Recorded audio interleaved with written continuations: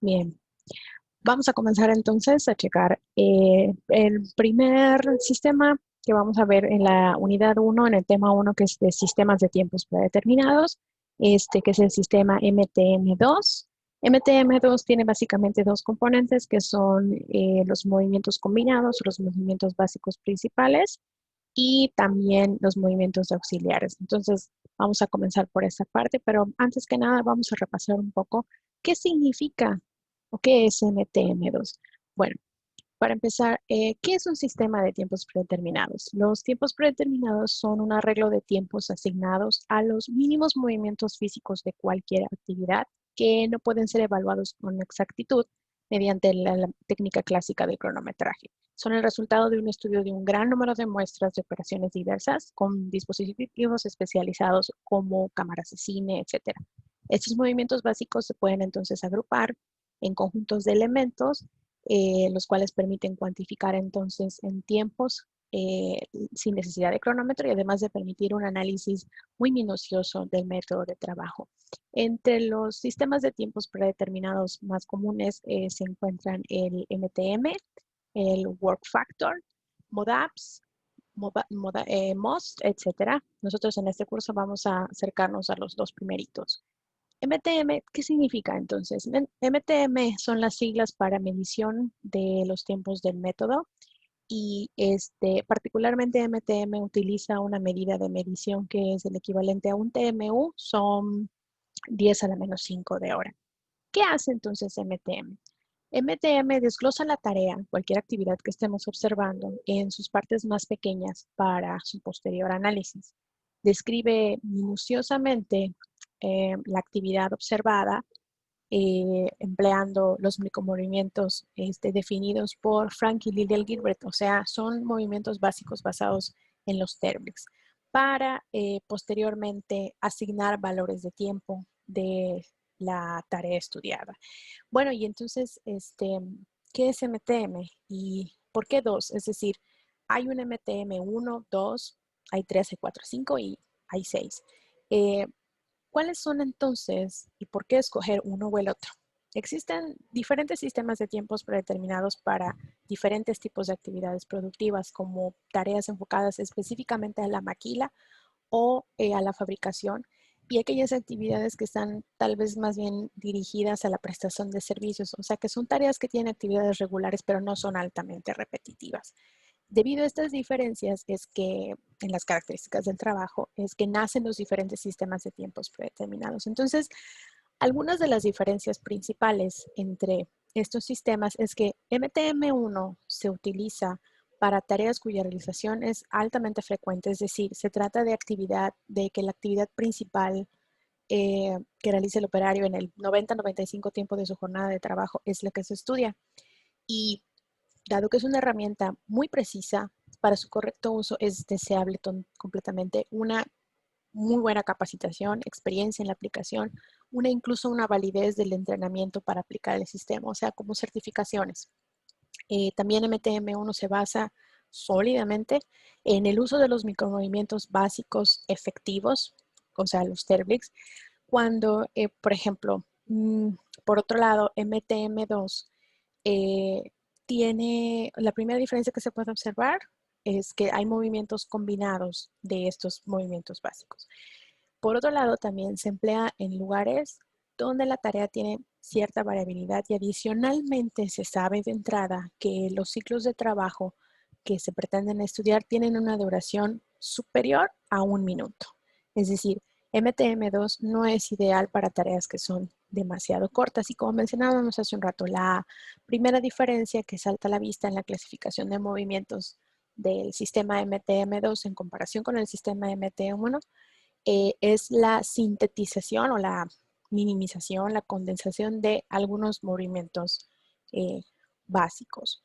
En el sistema MTM1 están contemplados los movimientos de alcanzar y tomar, que suelen ser habitualmente movimientos con los que todo trabajo comienza y se realiza, puesto que requerimos de hacernos de las herramientas con las que vamos a trabajar o de los componentes del producto que se va a elaborar o se va a ensamblar. Entonces, para um, para lo cual al fin y al cabo realizamos una serie de movimientos, ¿no? Una serie de actividades, acomodar los productos, ubicarlos mejor para nuestro mejor manejo, etcétera. Pero que sin embargo, en algún momento vamos a concluir, es decir, en algún momento no vamos a requerir las herramientas que emplearemos, que estábamos empleando, perdón, y ya habremos ensamblado los componentes, los habremos devuelto, simplemente los habremos abandonado. O sea, ¿qué ocurre? La actividad de soltar. En contraste con el sistema MT2, o sea, en contraste con el sistema MTM2, este condensa estos tres TERBLICs efectivos en uno solo llamado obtener, es decir, ya no utilizamos por separado alcanzar, que es la mano vacía hacia el objeto, tomar, que es efectivamente de alguna manera tener el control del objeto, y eventualmente en algún momento soltar, sino que consideramos estos tres movimientos que son muy comunes en casi cualquier actividad, incluso si no es precisamente productiva o de fabricación. En algún momento siempre necesitamos hacernos de los elementos con los que vamos a trabajar, y simple y sencillamente porque no nos vamos a quedar con ellos agarrados el resto de nuestras vidas, pues los tenemos que devolver. Entonces, la primera convención, la primera diferencia en cuanto a la descripción de los movimientos entre los diferentes sistemas es la condensación de los elementos, perdón, de los micromovimientos alcanzar, tomar y eventualmente soltar en uno solo llamado obtener. Otros movimientos que son comunes en casi cualquier actividad humana que implique el uso de objetos son mover y posicionar. Mover implica el traslado de un sitio a otro empleando algún nivel del cuerpo, ya sea solo los dedos, manos, brazos, antebrazos, el brazo completo. En algunas ocasiones necesitamos incluso apoyo hasta del tronco del cuerpo. Y posicionar entonces comprende el movimiento o la acción de poner un objeto en un espacio aproximado o en un sitio específico, así como también pudiera implicar la inserción de un objeto en otro. Entonces, otra diferencia importante en cuanto a la definición y la clasificación de movimientos entre MTM1 y MTM2 es que MTM2 engloba estas dos actividades en una sola llamada situar. Situar entonces comprende las actividades de traslado de herramientas, componentes, insumos, plantillas, etcétera, para ubicarlos en un lugar o posición previamente definidos en el método de trabajo que se está estudiando, por supuesto, y les llama situar, o sea, a esta conjunción de las actividades de mover a un sitio y luego colocarlas, independientemente de su grado de complejidad, eso lo vemos más adelante, se le conoce como situar. Estas dos actividades son, por supuesto, las más importantes, puesto que son, pues, esos son los movimientos básicos en cualquier actividad. O sea, pueden clasificarse, por cierto, según su grado de complejidad, la necesidad de emplear la vista, así como también la distancia que llega a recorrer la parte del cuerpo involucrada. Vuelvo a decir, sean dedos, manos, brazos, etcétera, para poder haber efectuado ese movimiento. Ambos, el de obtener y el de situar. Entonces, esta clasificación que puede, de estos dos tipos diferentes de movimientos, nos va a indicar los valores de tiempo que efectivamente se le van a asignar a la actividad observada. Tanto para obtener como para situar, hay tres clasificaciones en las que podría identificarse el movimiento: A, B o C. Particularmente para el caso de obtener, mejor dicho, para el movimiento de obtener, el caso A consiste en ejercer control solamente posando los dedos o la palma sobre el objeto, es decir, sin llegar a envolverlo con la mano. Esto por lo general requiere prácticamente de ningún control visual o muy escaso control visual. Entonces, este es el caso de los movimientos que son los más sencillos de realizar, es decir, y por supuesto que se realizan con una relativa alta velocidad, puesto que son muy sencillos. El tipo B consiste en ya efectivamente sujetar el objeto con los dedos alrededor del mismo. Esto requiere generalmente algún tipo de control visual parcial, es decir, no tenemos que enfocarnos excesivamente en la tarea, pero tampoco es como que la podamos hacer con los ojos cerrados. El tipo B, entonces, es el más común porque es el tipo de agarre más sencillo de realizar y por lo general, para poder, ya sea cualquiera de las dos que sea, si es el caso de obtener, es obtener sencillo y si es caso de situar, es un obtener sencillo que requiere de poco control visual y que además entonces requiere de muy pocos movimientos para que pueda realizarse. No es un movimiento complejo. El tipo C, en los dos casos, tanto en obtener como en situar, requiere de una previsión o una planeación de movimientos del que se van a realizar con las manos un poco más cuidadosa, ya sea porque son objetos difíciles de manejar, son frágiles o son pesados o su uso en su manejo es complejos de por sí. En este caso, puede ser entonces necesario emplear el uso de la palma completa y muy probablemente también se requiera que, o sea, realizar más de un movimiento. O sea, son varios movimientos, vamos a decir, como para asegurarnos, para asegurar que el ajuste de la mano con el objeto o simplemente porque es difícil de manipular, entonces empleamos varios movimientos para poder obtener el objeto.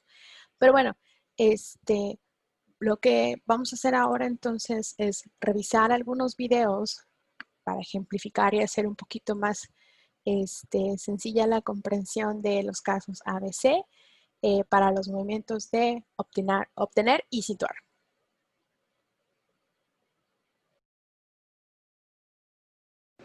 Tocar la pantalla de la tablet para activar alguna aplicación. Cuando ejercemos control sobre un documento contra un escritorio, solamente apoyando los dedos sobre él. Cuando alcanzamos, tomamos y eventualmente soltamos la puerta de la manija. Como tener una aguja en una superficie plana o cuando tomamos con cuidado un objeto caliente.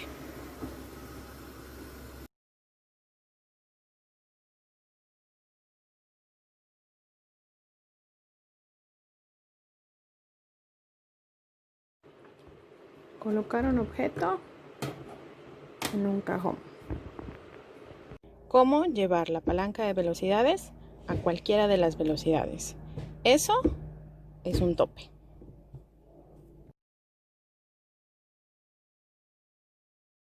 Abrir una puerta empleando una llave es situar con al menos una corrección, ya que si bien no es difícil colocar la llave dentro de la cerradura, necesito tener alguna precisión para poder hacer que la llave entre en la cerradura y poder abrir. Coincidir un desarmador en un tornillo.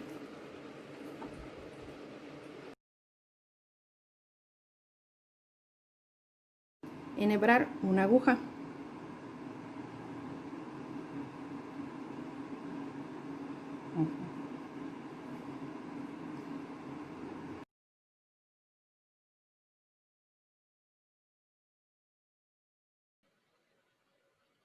Bien, tanto para el movimiento de obtener como el de situar, puede desde luego presentarse la situación en que estos movimientos o estas actividades se realicen con peso involucrado, en cuyo caso entonces lo que debemos hacer es observar si la actividad emplea una mano o ambas manos para realizarse.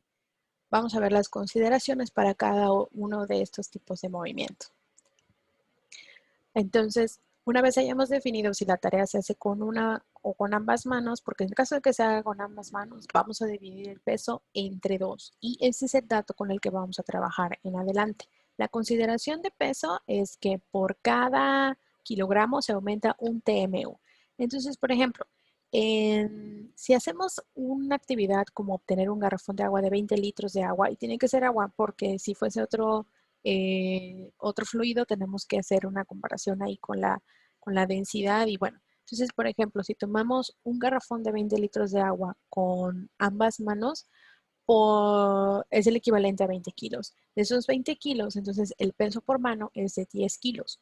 si son 10 kilos, entonces por cada kilo tenemos un TMU. Entonces, al valor de tiempo que encontremos por la distancia involucrada, por la complejidad de la tarea que se realice al hacer la actividad de obtener, hay que agregarle entonces 10 TMU, es decir, las unidades de tiempo con las que trabaja MTM.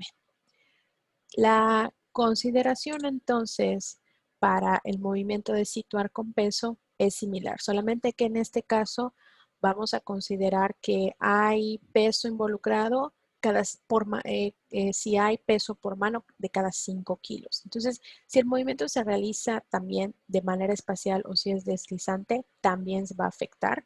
Si es de manera deslizante, entonces solamente vamos a considerar el 40% del peso. Por ejemplo, consideremos situar un botellón de 15 litros también de agua, lo cual equivale a 15 kilos de peso, con una sola mano en un movimiento espacial, es decir, no nos movemos a lo largo de ninguna sobre ninguna superficie. Entonces, esto nos da que tenemos 15 kilogramos por mano, por tanto, tenemos 3 TMU para aumentar después de haber considerado la distancia recorrida por la parte del cuerpo y la complejidad de la tarea que se haya realizado. Entonces, bien, esto por supuesto los vamos a ver con más detalle en la elaboración de un diagrama bimanual. Además de estos movimientos básicos, MTM2 contempla una serie de movimientos auxiliares que se considera son necesarios también para la ejecución o la realización de otras tareas, las cuales implican cualquier otro tipo de actividad física, ¿no? Entonces, estos movimientos auxiliares vamos a verlos a continuación en un siguiente video. Gracias.